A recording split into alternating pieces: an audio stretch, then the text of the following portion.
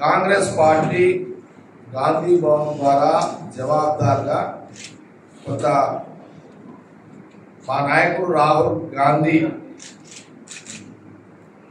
వాళ్ళ తాతలు వాళ్ళ ముత్తాతల యొక్క వాళ్ళ త్యాగాలు, రాహుల్ గాంధీ గారి యొక్క కుటుంబం యొక్క వాళ్ళ ముత్తాతలు, వాళ్ళ తాతలు, వాళ్ళ నాయనమ్మలు, వాళ్ళ నాయన, వాళ్ళ అమ్మ,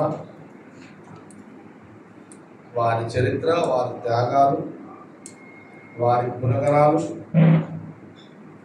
ఇవన్నీ కూడా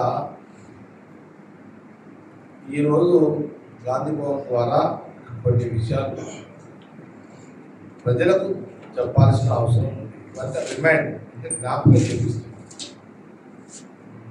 గత మనకు 70 ఏళ్ళు, 80 ఏళ్ళు, 60 ఏళ్ళు, ఆ 70, 80 ఏళ్ళు, 90 ఏళ్ళు కాంగ్రెస్ అంటే ఏంటో తెలుసు, ఆ చరిత్ర తెలుసు. కానీ కొత్తగా ఈ 15 ఏళ్ళు, 10 ఏళ్ళు, 5 ఏళ్ళ నుంచో లేదా 20 ఏళ్ళ నుంచో 25 కొత్త జనరేషన్ ఎవరైతే ఉన్నారో వాళ్ళకి చాలా మందికి తెలియదు. కాబట్టి ఈ మీడియా, ఈరోజు ఎలక్ట్రానిక్ మీడియా, ఈ ప్రింట్ మీడియా ద్వారా, కాంగ్రెస్ పార్టీ సోషల్ మీడియా ద్వారా ఒకసారి యావత్ ప్రజలందరూ కూడా చెప్పాలనే ఒక ప్రయత్నంలో కొన్ని మాటలు నేను చెప్పదలుచుకున్నాను. చాలా చాలా చాలా మాట్లాడుతున్నాను. నేను నిన్న ఈరోజు చూసిన రఘునందన్ మాట్లాడారు, కిషన్ రెడ్డి గారు మాట్లాడారు, బండి సంజయ్ గారు మాట్లాడారు. వాళ్ళు పదే యుద్ధం గురించి, పాకిస్తాన్ గురించి వాళ్ళు మాట్లాడుకోండి. కానీ కాంగ్రెస్ పార్టీ ఏం చేసింది, రాహుల్ గాంధీ గారు వారి కుటుంబం ఏం చేసింది, వాళ్ళ చరిత్ర మాట్లాడుతున్నారు. నేను రఘుకి ఏమంటున్నానంటే, నేను ఒకటే చెప్తున్నా, రఘు, ఒక పొలిటీషియన్గా నువ్వు ఎక్స్పోజ్ కావడానికి నువ్వు ఏది మాట్లాడినా అది నేనేమి కామెంట్ చేయాలి. కానీ ఒక చరిత్ర, ఒక త్యాగం, ఒక ఐడియాలజికల్ మంచి భావాలు, మంచి ఆలోచనలు, ఇవన్నీ కూడుకున్న వ్యక్తి ఈ దేశ రాజకీయాల్లో ఉన్నారు. అది ఎవరయ్యా అంటే ఒక రాహుల్ గాంధీ గారు. ఇది ఏదో మా పార్టీ నాయకుడు కదా అని చెప్పడం కాదు. ఎవరైనా నాన్ పొలిటికల్ మనుషులు అంటే త్యాగాల కుటుంబము, త్యాగాల నిలయము, దేశ ప్రజల కోసము ఎవరయ్యా ఈ దేశ రాజకీయాల్లో ఉన్నారు అనంటే అది చెప్తారు. ఆనాటి నుంచి ముందు ఎవరి మీద చెప్తారు వాళ్ళు, తర్వాత నెహ్రూ గారి చరిత్ర వస్తుంది, మహాత్మా గాంధీ వారి యొక్క త్యాగాల చరిత్ర వస్తుంది, దాని తర్వాత రాజీవ్ గాంధీ. వాళ్ళ యొక్క జీన్స్, వాళ్ళ బ్లడ్డే ఈరోజు దేశ రాజకీయాల్లో రాహుల్ గాంధీ. ఇది చరిత్ర. ఇది ఎంపీ కావచ్చు, కాదని అంటలేదు. ఎంపీ గౌరవానికి మేము నీకు మర్యాద ఇస్తాం, కానీ నువ్వు లిమిట్స్ దాటి మాట్లాడు. నువ్వు లిమిట్స్ దాటుతున్నావు. నేను కూడా మోడీ గారి గురించి చాలా మాట్లాడవచ్చు, కానీ మేము లిమిట్స్ లేవు. గౌరవంగా ఉంటాడు ప్రధానమంత్రి గారు, మోడీ గారు గౌరవంగా ఉంటాడు. మీ మీద ఉన్న కిషన్ రెడ్డి మొట్టికాయలు వేసిండు కదా అని మాట్లాడు. మరి అది కిషన్ రెడ్డి మొట్టికాయలు వేసినట్టు డైరెక్టర్ ఇంటర్ చేసినట్టు మాట్లాడు. ఇప్పుడు ఆయన పాపమయ్యా, ఇప్పుడు ఆయన రాజకీయానికి కాపాడుకునే ప్రయత్నంలో రాహుల్ గాంధీ గురించి కామెంట్ చేస్తున్నాడు, కాంగ్రెస్ పార్టీ గురించి కామెంట్ చేస్తున్నాడు. కాశ్మీర్ అంటాడు, కన్యాకుమారి అంటాడు, తెలంగాణ అంటాడు, అదంటాడు, ఇదంటాడు. ఆ మొట్టికాయలకు మధ్య భ్రమించినట్టు రఘునందన్. కిషన్ రెడ్డి మొట్టికాయలకే రఘునందన్ మైండ్ బ్లాక్ అయినట్టు. ఓకే, ఇదంతా మామూలుగా రాజకీయాలలో. కానీ ఒకసారి చరిత్రలో పోతున్నా, దయచేసి మీడియా సోదరులందరూ ఇది కొంత కవర్ చేయండి. స్వాతంత్రం రాకముందు, ఇండిపెండెన్స్ బిఫోర్ నుంచి మొదలు పెడుతున్నా, అంకెలతో సహా చెప్తున్నా.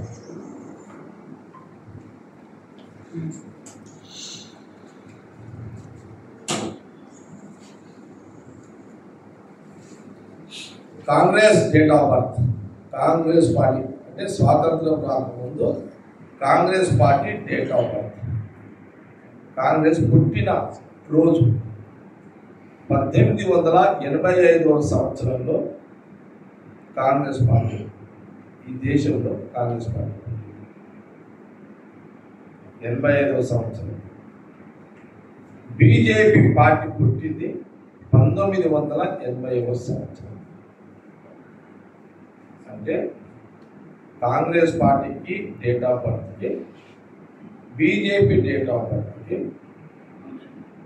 100 ఏళ్ల తేడా. అంటే కాంగ్రెస్ పార్టీ యొక్క హిస్టారికల్ హిస్టరీకి ఆ డేట్ ఆఫ్ బర్త్కి ఈ డేట్ ఆఫ్ బర్త్ ఏంటంటే ఇది మన్మన్తో సమానం.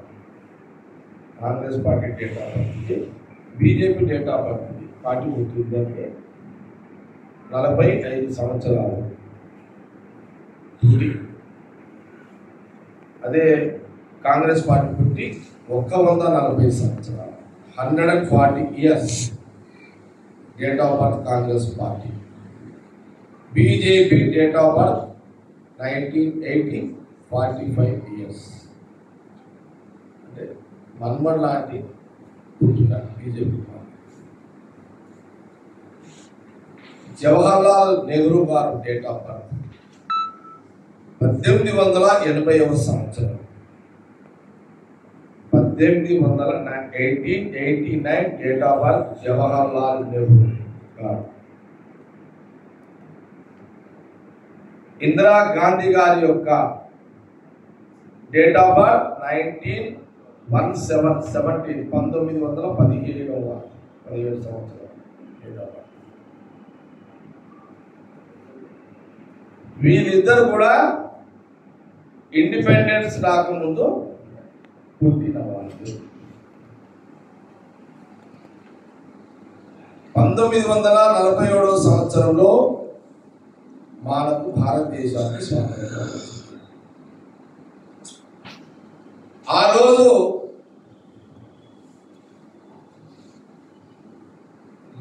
జవహర్లాల్ నెహ్రూ గారి యొక్క వయసు 1947. ఆయన డేట్ ఆఫ్ బర్త్ నుంచి 1947 ఇండిపెండెన్స్ వచ్చిన రోజు ఆ జవహర్లాల్ నెహ్రూ గారు రాహుల్ గాంధీ గారి ముత్తాత 58 సంవత్సరాలు. ఓకే. ఇందిరా గాంధీ గారు 1917 డేట్ ఆఫ్ బర్త్. వారు ఇందిరా గాంధీ గారు అంటే రాహుల్ గాంధీ గారి యొక్క నాయనమ్మ. వారి ఇందిరా గాంధీ గారి వయసు 47 ఇండిపెండెన్స్ వచ్చిన రోజు 30 సంవత్సరాలు.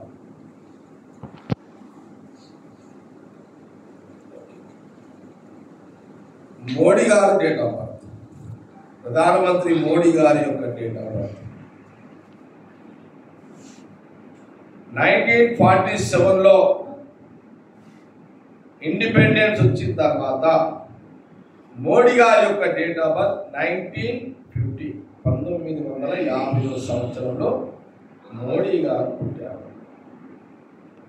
అప్పుడు వారి వయసు 3 సంవత్సరాలు. ఇది ప్రజలు గమనించాలి దయచేసి. కిషన్ రెడ్డి గారు ఆయన డేట్ ఆఫ్ బర్త్ 1964. ఆయన వయసు 61. మిస్టర్ రఘు ఎంపీ 65, నీ వయసు 68. సంజయ్ గారు మంత్రి గారు, కేంద్ర మంత్రి గారు, నువ్వు పుట్టింది 1971, నీ వయసు 54.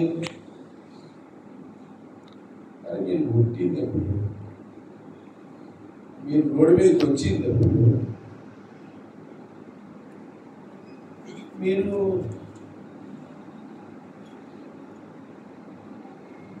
రాహుల్ గాంధీ గారి యొక్క గురించి మాట్లాడతారు. మీరు ఏమైనా పొందన ఉందా?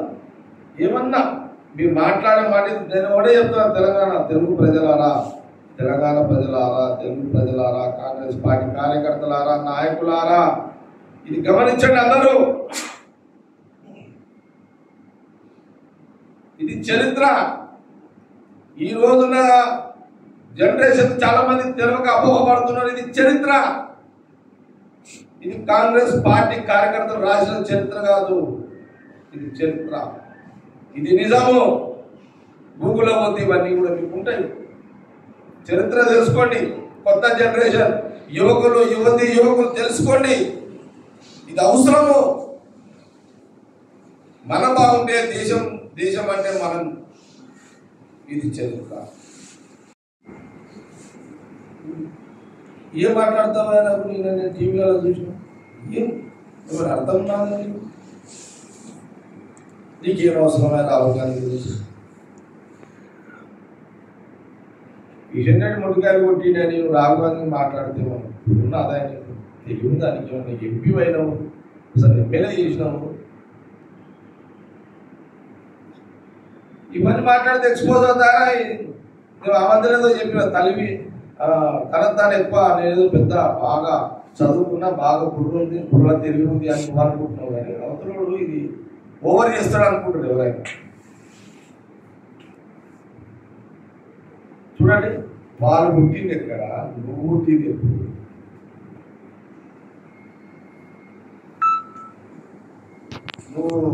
నువ్వు కూడా వీళ్ళంతా మునిమన్మాల ఏజ్ మీ అందరిది.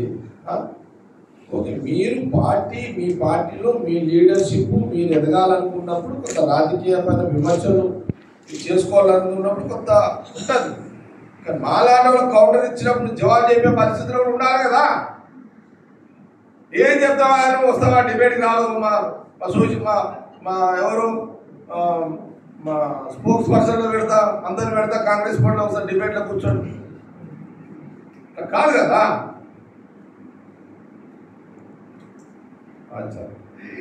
ఇక మాట్లాడతాడు, కాశ్మీర్ అంటాడు, పాకిస్తాన్ అంటాడు, తెలంగాణ అంటాడు. నేను ఇంతకుముందు అన్నా,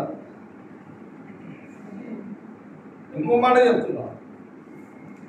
అసలు మీరు రాహుల్ గాంధీ గారి గురించి మాట్లాడుతున్నారు. రాహుల్ గాంధీ గారి యొక్క ఖాందాన్ ఏందో తెలిసి కూడా మాట్లాడుతున్నారు. వాళ్ళ త్యాగాలకు తెలిసి కూడా మాట్లాడుతున్నారు.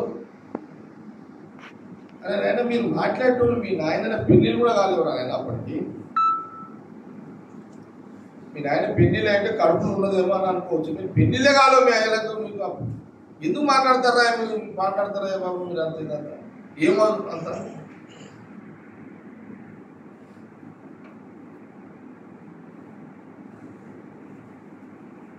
ఓకే, సరే, ఇది ఒకటి డేటా. రైట్, ఇది కాశ్మీర్ ఏంటని తెలంగాణ చెప్తాను. నువ్వు ముట్టలేవు, నేను ముట్టలేను.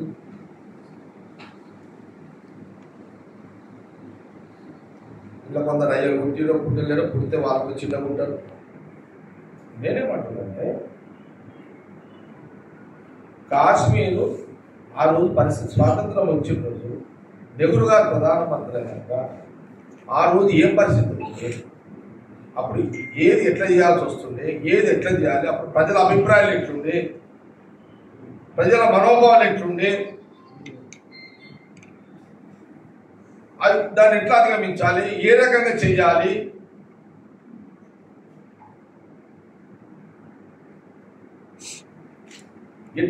ఎట్లా చేస్తే దేశం ప్రజలు భద్రతలో ఉంటారు, ఎన్నో ఉంటాయి కదా. ఇక టీవీలలో బ్రేకింగ్లు వాడితేనే మాట్లాడు కదా. ఇక అందుకే మేము కౌంటర్ ఇస్తున్నాము. నువ్వు మాట్లాడుతున్నావు, మేము కౌంటర్ ఇస్తూనే ఉంటాము. ఇప్పుడు అవును, జవహర్లాల్ ప్రధానమంత్రి అక్కడ ఏం జరిగింది? అప్పుడు 2 రాష్ట్రాలు అవన్నీ అప్పుడు భారతదేశంలో ఇవన్నీ ఏమంటారు సంస్థానాలు.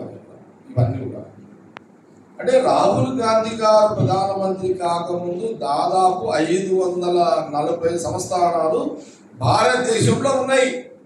540 సంస్థానాలు ఉన్నాయి భారతదేశంలో. నెహ్రూ గారు కాకముందు భారతదేశంలో 540 సంస్థానాలు ఉన్నాయి. ఆ రోజు నెహ్రూ గారు, జవహర్లాల్ నెహ్రూ ప్రధానమంత్రి అయిన తర్వాత ఈ 500 సంస్థానాలను భారతదేశంలో అంటే రాచరిక పరిపాలన ఉండే ఈ రాచరిక పరిపాలన సంస్థానాలను 540ని భారతదేశంలో గవర్నమెంట్లో విలీనం చేయడం జరిగింది. ఆ రోజు జవహర్లాల్ నెహ్రూ గారు మహాత్మా గాంధీ యొక్క డైరెక్షన్, వారి నాయకత్వంలో. ఇది చరిత్ర.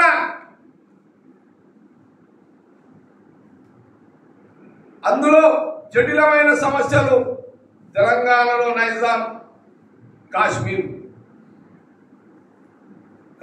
ఆ రోజున పరిస్థితులలో ఏంటిది? ఆ రోజు జమ్మూ కాశ్మీర్లో ప్రజలందరూ కూడా మెజార్టీ మైనార్టీలు. అక్కడ మెజార్టీ ప్రజలు మైనార్టీలు, ఎక్కువ మంది ఉన్నారు ప్రజలు. రాజు హిందూ రాజు. అక్కడ రాజు ఎవరు? హిందువు రాజు. ఏమన్నాడు ఆ కాశ్మీర్ రాజు? ఏమన్నాడంటే, మేము భారతదేశంలో అంటే ఈ గవర్నమెంట్లో మేము కూడా విలీనమవుతాము అని రాజు ప్రతిపాదన నువ్వు చేస్తే, అక్కడున్న మైనార్టీలు ఆ రోజులలో లేదు అని వాళ్ళు అంటే, దీన్ని భారతదేశంలోనే ఉండాలని ఒక చట్టాన్ని తీసుకొచ్చి దానికి స్వయం చట్టాన్ని పెట్టి అది భారతదేశమే అని అనిపించి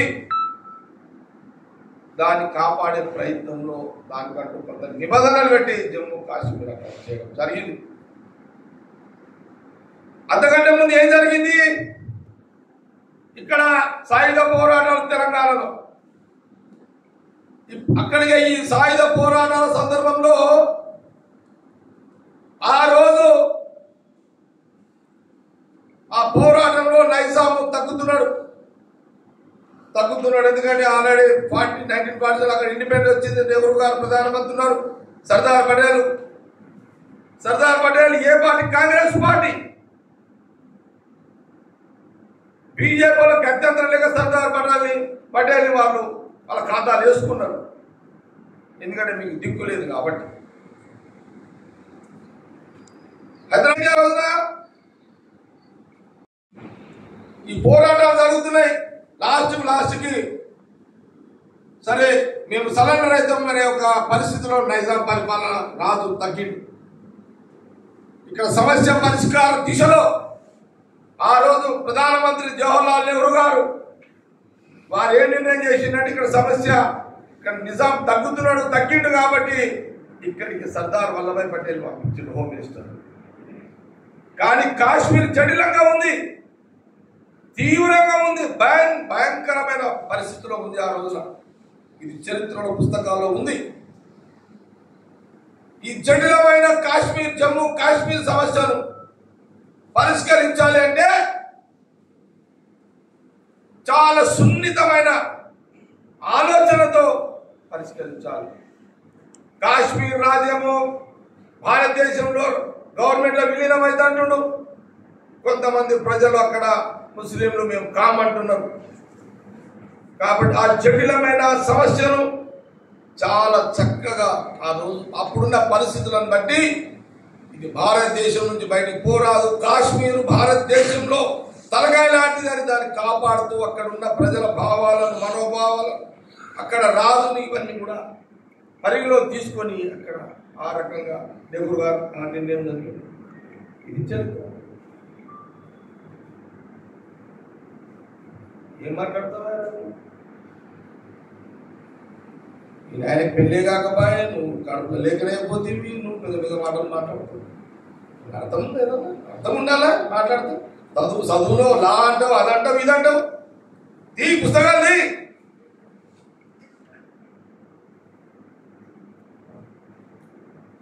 సీరియస్ గా చెప్తున్నా. లేదా మీ లీడర్లో కొంత నామూషి ఉండే చెప్పండి. మా గాంధీ భవన్ ఎవరు మా పిఆర్ హరిని పంపిస్తే మీ పిఆర్ పంపి వాళ్ళిద్దరు కూర్చొని పెడతారు డిబేట్. అంతే కదా? ఏం మజాక్ చేస్తున్నారా మీరు? రాహుల్ గాంధీ మా మీద మాట్లాడి ఏమన్నా తెలివి ఉందా? తలకాయ ఉందా? తలకాయ తెలివి లేదా? రఘు ఏం అవసరమా? నీ ఉనికి నీ పర్సనాలిటీ పెంచుకోవడానికి నువ్వు ఇంకా ఇంకొక సబ్జెక్ట్ తీసుకో. కానీ రాహుల్ గాంధీ సబ్జెక్ట్ తీసుకొని నవ్వుల పాలు కాకు, మాతో తిట్లు పడకు. ఈరోజు లిమిట్లో మాట్లాడుతున్నారు.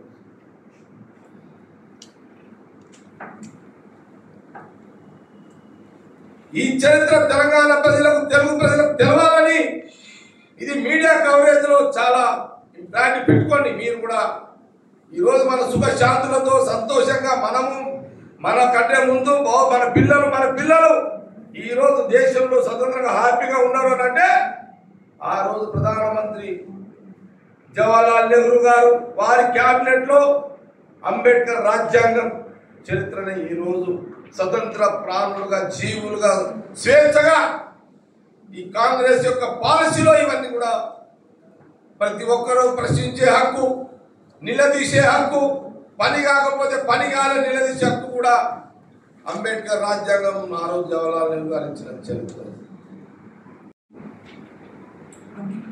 కాబట్టి ఇది చరిత్ర, ఇది నిజము. కాబట్టి ఇవన్నీ కూడా ఈరోజు మీడియా ద్వారా నేను చెప్పగలను. ప్రెస్ మీట్ అయిపోయింది. వస్తుంటే కొన్ని మాటలు. ఇప్పుడు నా భార్య ఉంది భయ్, మోహన్కి అన్నం ఉంటుంది, గఫ్లతలు ఎంటర్ కూడా రాకుంటుందా? ఎంత జాగ్రత్తగా చేసిన వంటలో ఒక ఎంటర్ కానీ వస్తుంది కదా, రాదా? మోహన్ కోసమే జాగ్రత్తగా వంట వేసిన పిల్లమే ఒక్కోసారి ఎంట్రీగా కూడా వారితో చూసుకుని ఉంటుంది. ఇంత పెద్ద ఈ వ్యవస్థలో ముఖ్యమంత్రి రేవంత్ రెడ్డి వస్తుంటే ఈ జ్ఞానం ఇది కూడా తప్పేనా బీజేపీ వాళ్ళకు? ఒకటి ఇప్పుడు ఒక అది ఇది కరెక్టా చూడు, వీళ్ళకు మన సినిమాలలో ఒక సినిమా ఉంది, జ్ఞాపకం వచ్చింది, ఆదిత్య బాలకృష్ణ సినిమా ఆదిత్య 369 సినిమా ఉంది బాలకృష్ణ. ఆ సినిమాలో పోతే ఆయన ఇప్పుడు జమాన్ అంతే ఆడికి వస్తుందండి, పెట్టితే కానీ చక్కగా టైం ఇష్యూ అట్లు వీళ్ళ కథ ఇలా తెస్తే కానీ ఇలా బుర్రకెక్కే వీళ్ళ కథ. ఇంకేమైనా క్వశ్చన్స్ ఉన్నాయా?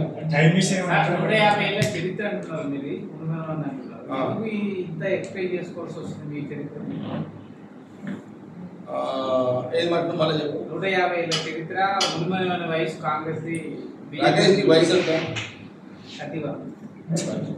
వీడున్న వయసు ఇంచుమించు 30, 31, 30, 40. ఇప్పుడు నాకు కూడా తెలియదు, నేను హరిని అడితే హరి పువ్వులు అనేసి మొత్తం ఇస్తే నేను చెప్తాను, నాకు కూడా తెలియదు. ఏది జవహర్లాల్ నెహ్రూ గారిది 1989 నాకు కూడా తెలియదు. నేను హరికి మా పిఆర్ ఫోన్ చేసి అది మరీ ఓవర్గా మాట్లాడుతున్నాను, బీజేపీ వెరీ టూ మచ్గా మాట్లాడుతున్నాను, ఈ కొడుకుల కథ ఏదో తేల్చాలి ఈరోజు, వీళ్ళని కడిగి పడదేగాలి ఈరోజు, అదేదో కథ అని చెప్పిన అర్థమైందా? అంటే నాకు అంతా తీసిపెట్టి నాకు ఒక 15 నిమిషాలు చెప్పాడు, నేను రియల్ వంటర్ అయిపోయినట్టే. నాకు కూడా అంటే నేను కాంగ్రెస్ నాకు ఏదో పాపం వాళ్ళకేం తెలుస్తుంది కానీ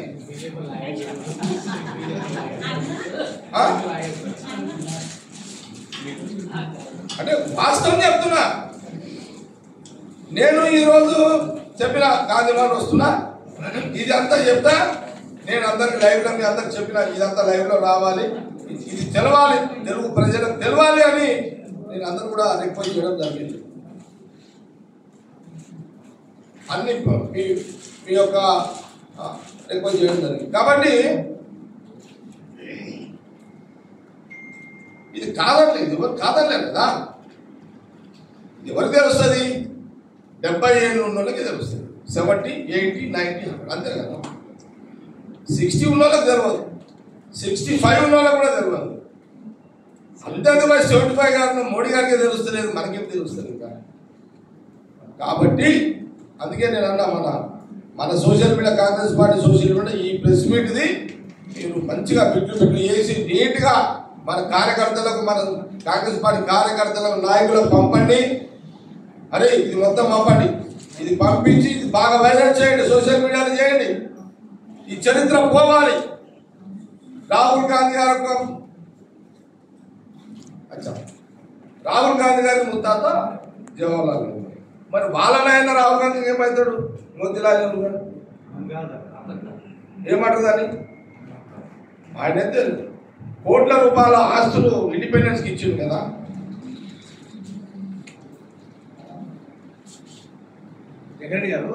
అంతే అడుగుదు కానీ అందుకే నేనేమంటున్నానంటే ఇదంతా కూడా అందరికి తెలవాలి, తెలిసే దాంట్లో ప్రచారం చేయండి. చెప్పు తెలంగాణ బీజేపీ నేతలు ఈ బీజేపీ వాళ్ళు చిల్లరగా మాట్లాడితే నేను చిల్లరగా జవాబు చెప్పాను.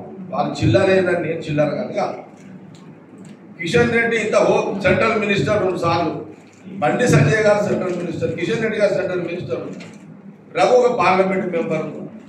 వాళ్ళు కూడా పదవులు మర్చిపోయి చిల్లరగా మాట్లాడితే నేను మినిస్టర్లు కాకపోయినా నేను ఏం కాకపోయినా నేను చిల్లరగా మాట్లాడదలుచుకున్నాను. చిల్లరగా వాళ్ళకు నేను చిల్లరగా వాళ్ళు చిల్లరగా లేదా నేను చిల్లరగా కాదు కదా, అవసరం లేదు కదా కాంగ్రెస్ పార్టీకి. మా చరిత్ర మేము చెప్పుకుంటాము. ఎస్ రాహుల్ గాంధీ ముత్తాతలు, తాతలు, నాయనమ్మలు, నాయనలు, ఎస్ రాజీవ్ గాంధీ గారికి ఇంకో రోజు చెప్తా, మీకు చెప్తున్నా. నేను సోనియా గాంధీ గారికి ఇంకో రోజు చెప్తా, మన్మోహన్ సింగ్ గారికి ఇంకో రోజు చెప్తా. బీజేపీకి ఏ ఎజెండా లేదు, ఎవరు బొమ్మ పెట్టుకొని బతకాలో వాళ్ళకి లేదు. కాంగ్రెస్ సముద్రంలోకి అయితే ఒక బింద నీళ్ళు తీసుకొని వాళ్ళు తాగుతారు. కాంగ్రెస్ పార్టీ అంటే ఒక సముద్రం లాంటి వాళ్ళు ఈ సముద్రంలో బింద నీళ్ళు తీసుకొని దాంట్లోనే గడుపుకొని దాంట్లోనే జీవిస్తున్నారు. ఆ బింద నీళ్ళే మహానుభావుడు సర్దార్ వల్లభాయ్ పటేల్.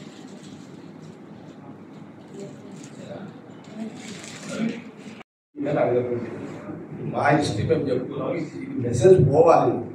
ఎందుకంటే హద్దు మీరు మాట్లాడుతున్న కిషన్ రెడ్డికి, హద్దు మీరు మాట్లాడుతున్న బండి సంజయ్ గారికి, కిషన్ రెడ్డి గారికి హద్దు మీరు మరీ హద్దు మీరు మాట్లాడుతున్న మిస్టర్ రఘుకి మంచి పద్ధతి కాదు. మీ ఆలోచనను మార్చుకోండి.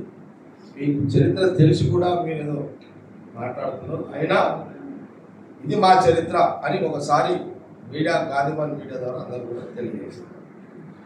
ఇంకా ఆచి తూచి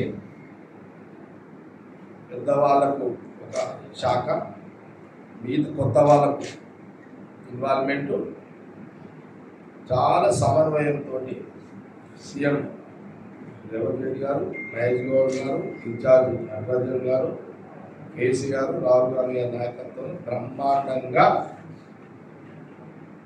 మీ ప్రశ్న ఏంటంటే నన్ను ఏంటది అడ్వైజర్ కమిటీ వేసినావు అనేది నీకు వచ్చాను.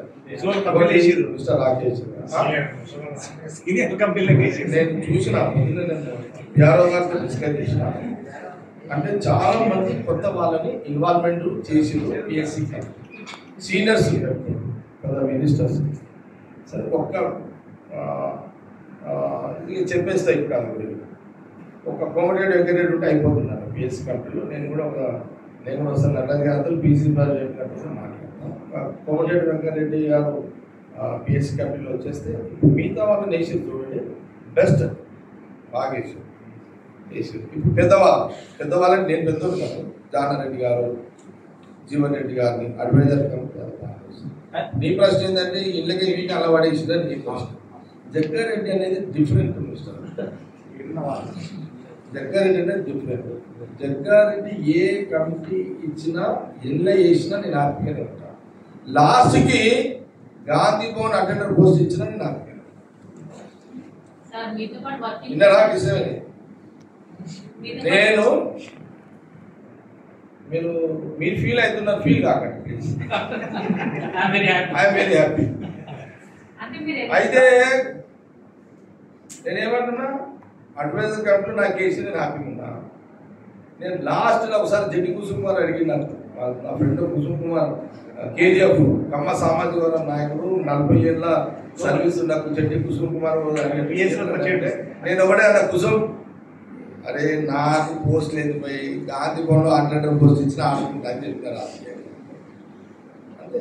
కానీ ఒక చర్చ జరుగుతుంది, రాష్ట్ర కాంగ్రెస్ నేతలను సంప్రదించకుండానే కంపెనీలు పడ్డాయి. అందుకని కార్పొరేషన్ చైర్మన్ గా ఉన్న ఫైనాన్స్ కమిషన్ చైర్మన్ చాలా తప్పు ప్రచారం చేస్తున్నారు. రాజ్యాంగబద్ధమైన పోస్ట్ లో ఉన్న వాటికి పొలిటికల్ గా ఇవ్వకూడదు కానీ ఇచ్చారు అని ఇవన్నీ నడుస్తుంటాయి. రాంగ్ ఖచ్చితంగా సీఎం రేవంత్ రెడ్డి, మహేష్ గౌడ్ అట్లా చేయకూడదు సార్.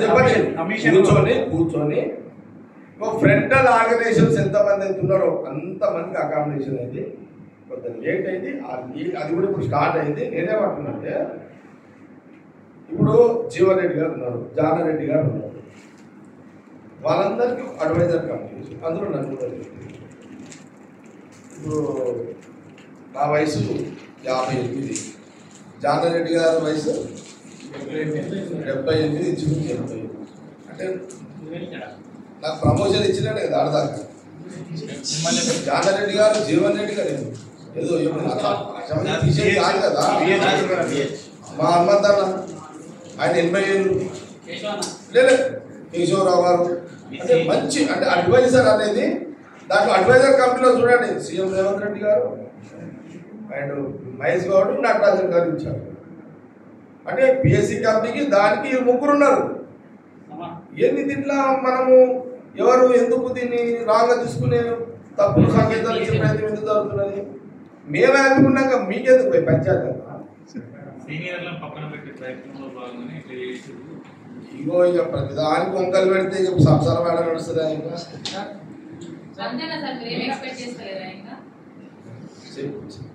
దగ్గర మీరు అర్థం చేసుకుని కష్టం తెలియదు. చెప్పండి గారు డాక్టర్ డ్యూటీ చేస్తున్నారు. మాలాంటి పేషెంట్ పోతే బాబు ఏమున్నది జ్వరం ఉంది దగ్గు ఉందని గోళీ వేస్తుంది పంపిస్తుంది. ఇది ఒక్కడే చెప్పగలుగుతా. గోళీ వేసినాక తక్కువ అవ్వదు ఎట్లుంటుంది? ఆమె వేసేదే గోళీల కార్యక్రమం పెట్టుకున్నాడా, సెట్ అయిపోతుంది, ఏం ప్రాబ్లం లేదు. డోంట్ వరీ మీరు అందరూ.